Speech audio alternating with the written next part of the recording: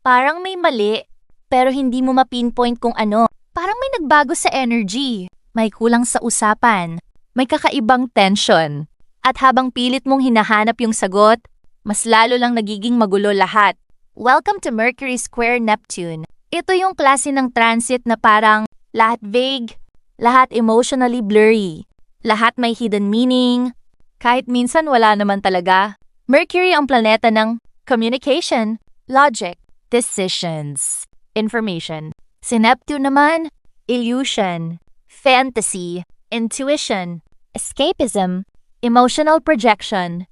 Kaya kapag nagbanggaan sila sa langit, nagiging mahirap ihiwalay kung alin ang intuition, fear, assumption, at imagination. Today's energy is basically, may kutob ako, pero walang actual evidence. At doon nagsisimula yung problema.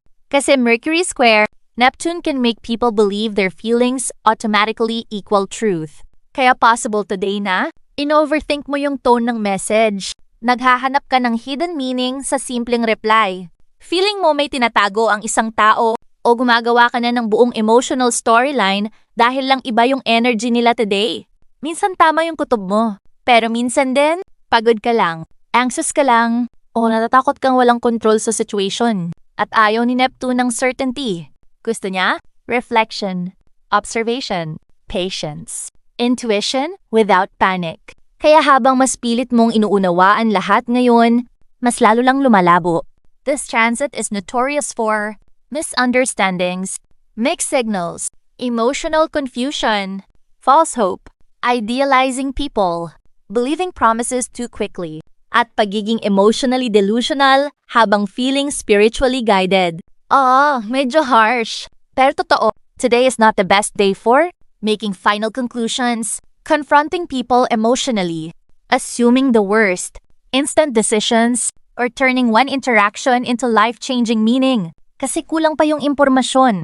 At possible learn today na maraming tao ang emotionally unavailable, tahimik, avoidant, hindi alam paano i-express sarili nila, o nagsasabi ng kalahati lang ng totoo. Hindi lahat ng inconsistent ay evil mastermind.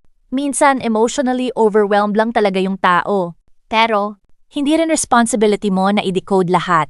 Kung paulit-ulit kang nalilito sa isang tao, napapagod, nag-o-overanalyze, at laging naghahanap ng clarity, that itself is already information. Mercury Square Neptune teaches this lesson. Kapag genuine yung connection, hindi mo kailangang ubusin yung sarili mo kakaisip kung ano ba talaga kayo. For relationships, sensitive ang energy today.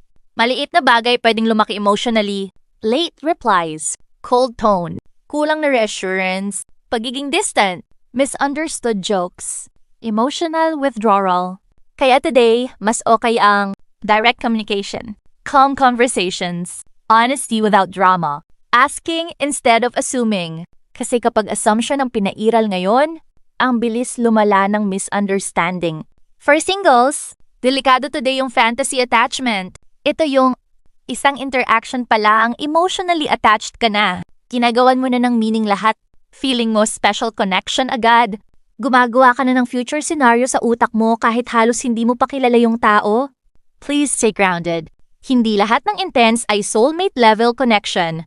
Minsan, attractive lang talaga sila. At si Neptune, magaling siyang gawing poetic yung bare minimum. Biggest reminder today, hindi mo kailangang pilitin ng clarity. Kung para sa'yo yung truth, lalabas yan naturally. Hindi mo kailangang habulin. Hindi mo kailangang i-force. At lalong hindi mo kailangang i-destroy yung peace mo, kakahanap ng sagot agad. Minsan, ang universe hindi nagbibigay ng clarity immediately kasi ayaw niyang mag-react ka besa sa illusion. So breathe, observe, maghintay.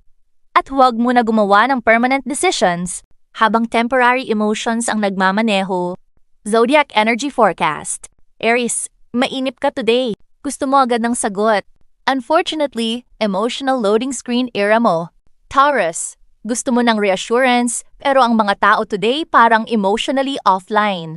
Gemini, yung utak mo hindi tumatahimik today. Please tigilan mo muna yung pag-analyze ng punctuation.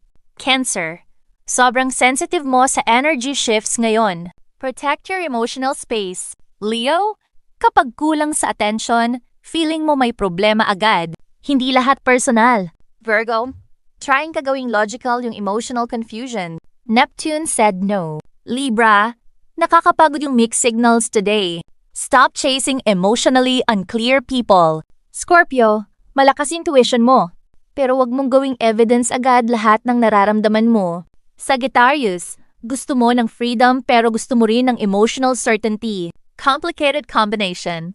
Capricorn, mas nakikita mo ngayon kung sino yung nagbibigay ng peace at sino yung puro confusion. Aquarius, emotionally draining ang social interactions today. Space is necessary. Pisces, sobrang lakas ng imagination at intuition mo ngayon. Stay connected sa reality. The universe today is saying, hindi lahat ng confusion kailangan mong isolve agad. Hindi lahat ng silence may hidden meaning. At hindi lahat ng emotional intensity ay destiny. Sometimes the fog is there para pigilan kang gumawa ng wrong conclusion too early. Stay grounded, stay hydrated, at please, huwag kang gumawa ng emotional documentary sa utak mo dahil lang nagbago yung typing style niya.